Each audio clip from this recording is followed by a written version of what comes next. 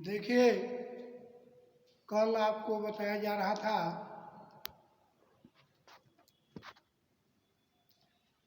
वैद्युत ऊर्जा। आइए आज देखते हैं वैद्युत शक्ति किसे कहते हैं। इलेक्ट्रिक पावर, वैद्युत शक्ति। वैद्युत शक्ति किसे कहेंगे? तो देखिए, किसी भी विद्युत परिपथ में जब धारा प्रवाहित की जाती है तो उसके कारण चालक के सिरों पर विभवांतर उत्पन्न हो जाता है। तो विभवांतर और प्रवाहित धारा का जो गुणनफल होता है हम उसी को वैद्युत शक्ति कहते हैं। दूसरे शब्दों में आइए, यानी power is defined as rate of doing work, यानी कार्य करने की दर को, कार्य करने की दर जो रेट होती है, कार्य करने की दर को शक्ति कहते हैं। तो शक्ति कहते हैं, यानी P is equal to W/T। ये कार्य, ये पावर होता है P is equal to W/T। अब कार्य को हम वोल्टेज और करंट के रूप में लिखें। आप जानते हैं कि V इज इक्वल टू होता है W/Q। तो यहाँ से W इज इक्वल टू हम लिख सकते हैं, W कार्य है, कार्य बराबर V इंटू Q।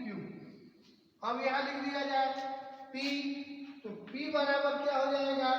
तो V इंटू Q अब डिवाइडेड बाई T। अब देखें, V को लिख सकते हैं, सॉरी V और Q को लिख सकते हैं IT और YT, that is equal to P। तो अब T से T कैंसिल, यानी P is equal to V into I। तो यह एक डिफिनेशन बन जाता है कि किसी भी विद्युत परिपथ में प्रवाहित धारा और विभवांतर के गुणनफल को हम वैद्युत शक्ति कहते हैं। और यहीं से इसकी यूनिट जब निर्धारित करते हैं तो इसकी यूनिट विभव की वोल्ट और इंटू एम्पियर, यानी वोल्ट इंटू एम्पियर हो गया। और इसी को हम कहते हैं वाट। वोल्ट इंटू एम्पियर को ही वाट कहते हैं। लेकिन वाट एक छोटी इकाई होती है, व्यवहार में हम बड़ी इकाई यूज करते हैं। और 1000 वाट ये बराबर होता है 1 किलोवाट। 1 किलोवाट इसकी एक दूसरी यूनिट भी लेते हैं हॉर्स पावर के रूप में, और 1 HP माने horse power is equal to 746 watt. ये भी हॉर्स पावर का, हॉर्स पावर भी यूनिट होता है शक्ति का। P बराबर V इंटू I। अब आइए, कभी कभी परिपथ में करंट और रेजिस्टेंस मालूम होता है तो हम कैसे पावर को ज्ञात कर लेते हैं। तो यही चेंज कर लेंगे, P is equal to V के जगह पर IR I into multiplied by I, यानी P बराबर हो गया I का मल्टीप्लाई कर देंगे तो I square R। P is equal to क्या हो जाएगा? I square into R। अब आइए I को रिप्लेस कर दें तो P बराबर हो जाएगा, V तो रहेगा ही, और I के जगह पर V/R भी लिख सकते हैं। तो ये P बराबर हो गया V स्क्वायर बाई R। तो ये भी एक फॉर्मूला निकल जाएगा। ये दोनों में चेंज कर रहा है V is equal to IR से, यानी जहाँ I को रिप्लेस करना था इसमें I रिप्लेस करना था तो V/R में लिख लिया, और इसमें V को रिप्लेस करना था IR में दिया गया। तो यहाँ से 1, ये हो गया 2 और ये हो गया 3। हम तीनों ही फार्मूलों का यूज करेंगे और पावर को ज्ञात करेंगे। अब इससे रिलेटेड कई प्रश्न बनते हैं, जैसे घरों में जो यूनिट का निर्धारण किया जाता है, यह वाट गुणे घंटे बटा 1000, एक BTU। संस्था बनी थी और BTU board of trade unit, और उसके अनुसार जो हम निर्धारण करते हैं वो यूनिट की संख्या निर्धारित करते हैं। BTU board of trade unit, board of trade unit यानी यूनिट प्रचलन में आता है। अब एक यूनिट कैसे निर्धारित करते हैं? एक यूनिट बराबर वाट गुणे घंटे, वाट गुणे घंटे बटा 1000। तो इससे हम एक यूनिट निर्धारित कर लेते हैं और इसकी यूनिट जो व्यवहारिक विद्युत खर्च होती है हम इसका उपयोग करते हैं। आइए इससे रिलेटेड एक क्वेश्चन देखते हैं। एक हीटर जिसे 220 वोल्ट पर जलाया जाता है तो इसका प्रतिरोध कितना होगा? क्वेश्चन है, देखिए, एक हीटर 1000 वाट, ऐसे कर दें, 1000 वाट का एक हीटर, 1000 वाट का एक हीटर 200 वोल्ट की सप्लाई से जलाया जाता है,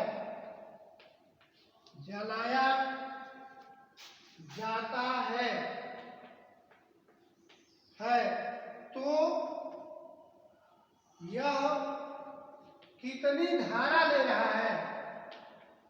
तो यह कितनी धारा ले रहा है तथा इसका प्रतिरोध कितना है, तथा इसका प्रतिरोध कितना है। ये क्वेश्चन आपको दे दिया गया। ये क्वेश्चन है, क्वेश्चन नंबर 1 मान लीजिए। अब इसमें देखिए दिया क्या गया है, गिवन दैट क्या दे दिया गया, watt P equal to 1000 watt power दे दिया गया, और क्या दे दिया गया, वोल्ट यानी V दे दिया गया 200 वोल्ट। तो अब इसमें की धारा कितना ले रहा है, तो धारा के लिए P बराबर V इंटू आई कर लेंगे। तो P बराबर V इंटू आई, इसलिए I बराबर P बाई V। P कितना है, तो 1000 है, 1000 बाई 200, तो 2 0 से 2 0 5, यानी कितना करंट ले रहा है, 5 एम्पियर की धारा ली जा रही है। उस हीटर के द्वारा 5 एम्पियर की धारा ली जा रही है।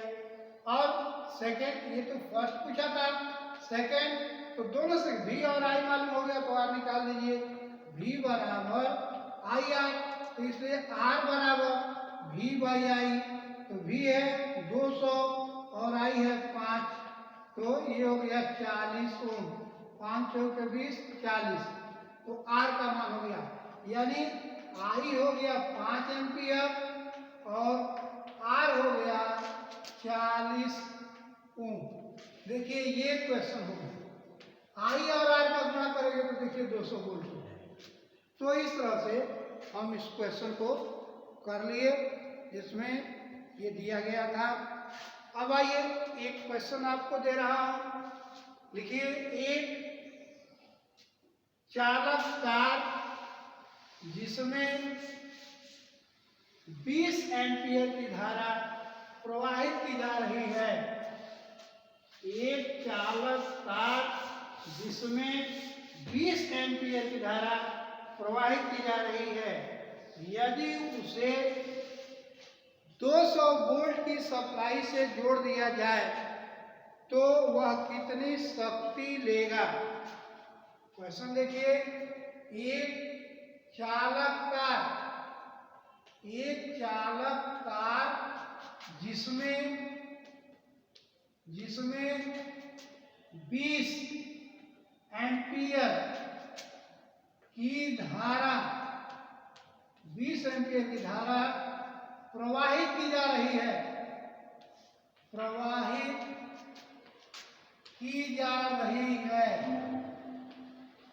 20 एम्पियर की धारा प्रवाहित की जा रही है तथा उसे 200 वोल्ट की सप्लाई से जोड़ दिया जाए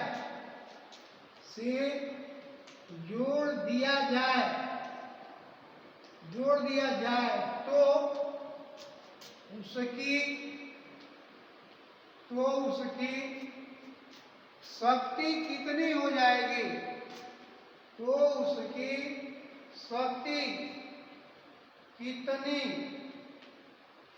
उसकी शक्ति कितनी हो जाएगी।